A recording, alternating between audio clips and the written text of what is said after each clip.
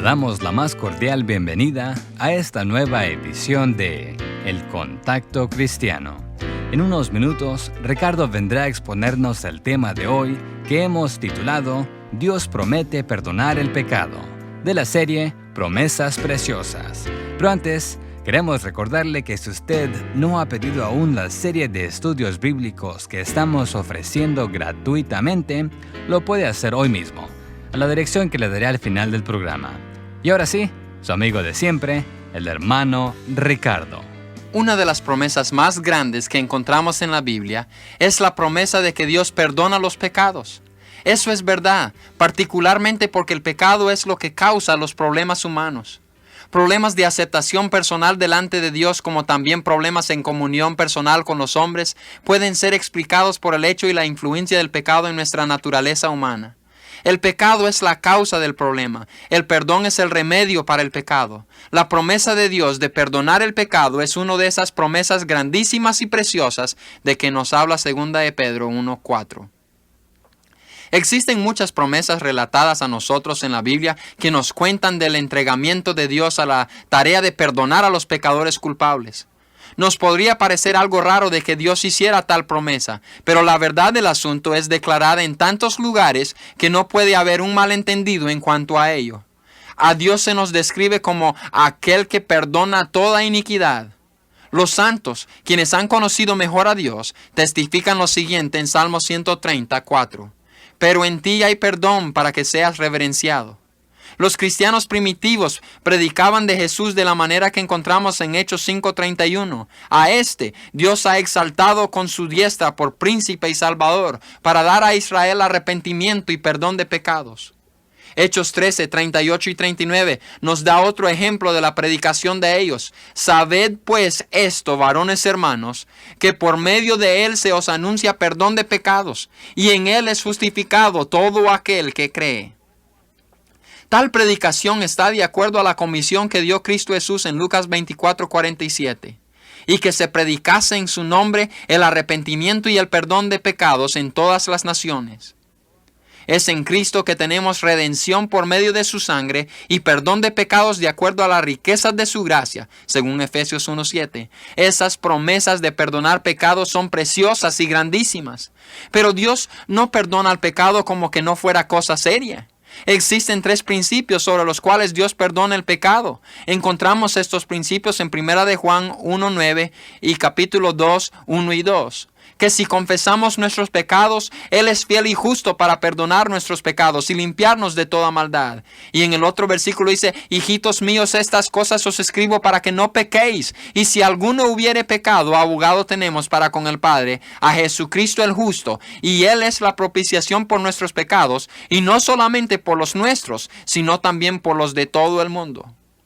Los 3 principios sobre los cuales Dios perdona son confesión, la abogacía de Jesús y la propiciación de su sangre. Dios promete perdonar a los pecadores cuando ellos confiesan sus pecados. Notemos el elemento de la condición de 1 de Juan 1:9. Si confesamos nuestros pecados, Él es fiel y justo para perdonar nuestros pecados. El sí al principio de esta declaración es sumamente importante. Nos expresa una condición. El perdón de Dios depende de la confesión del hombre. ¿Por qué desea la confesión Dios? No es porque Él desea humillar al hombre por medio de acordarle de sus errores y de sus fracasos. No, la confesión es una indicación de reconocer lo malo y una forma de pedir misericordia. Dios desea tener la confesión del hombre como seña de arrepentimiento del pecado y como una indicación de su fe personal en la provisión de Dios, que es el perdón a través de Cristo Jesús. Acordémonos de la declaración que encontramos en Proverbios 28:13. El que encubre sus pecados no prosperará, mas el que confiesa y se aparta alcanzará misericordia.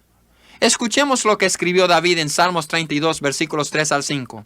Mientras callé, se envejecieron mis huesos, en mi gemir todo el día.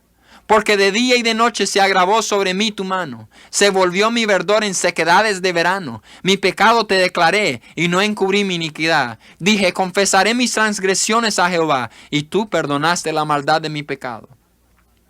Nosotros podemos tener la misma experiencia. La confesión de nuestros pecados traerá el perdón de Dios.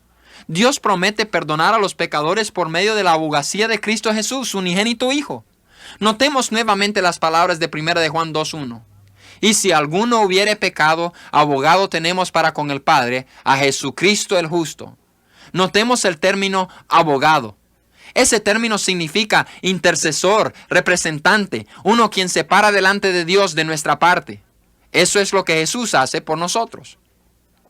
Hebreos 7:25 dice, por lo cual puede también salvar perpetuamente a los que por él se acercan a Dios, viviendo siempre para interceder por ellos.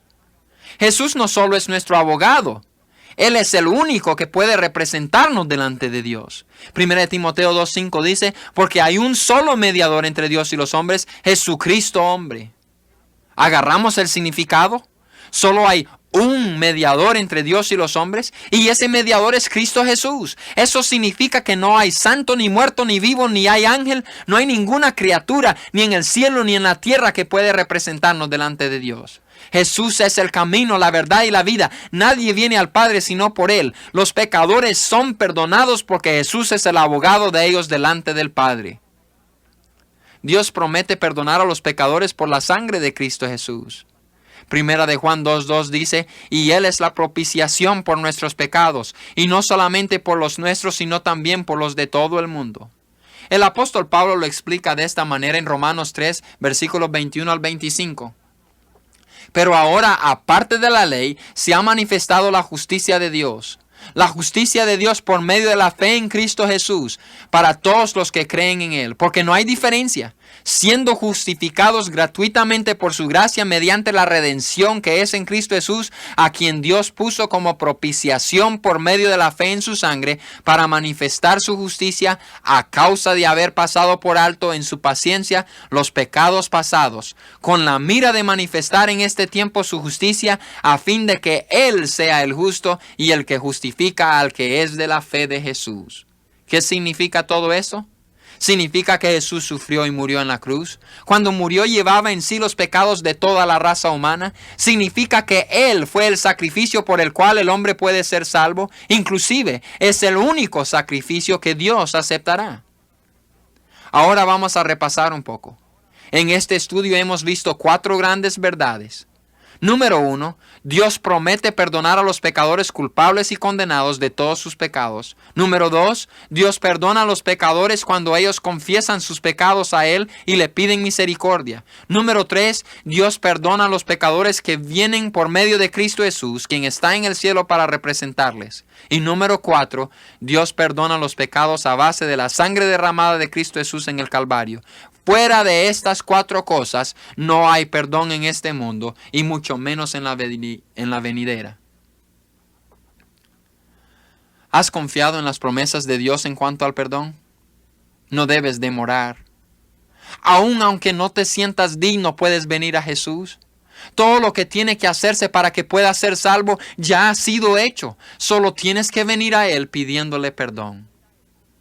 Hazlo en este momento y escríbame. Dime, hermano Ricardo, ya he recibido a Jesucristo y quería contártelo. Pídale perdón, arrepienta de tus pecados y acéptale como tu único y suficiente Salvador. Vamos a orar. Padre, ayúdale a ver espiritualmente a los que están escuchando este programa para que puedan recibir tu perdón. Ayúdales en ver lo que tú les ofreces por medio de Cristo Jesús. Que ellos te puedan recibir en este momento, te lo suplicamos en el nombre de nuestro Salvador. Amén. A veces, cuando el sol se oculta y la tormenta empieza a crecer y todo parece negro a mi alrededor, entonces tu luz me dejas ver. Tristezas llegan a veces y lloro sin encontrar consuelo. Parece que todo se va a derrumbar.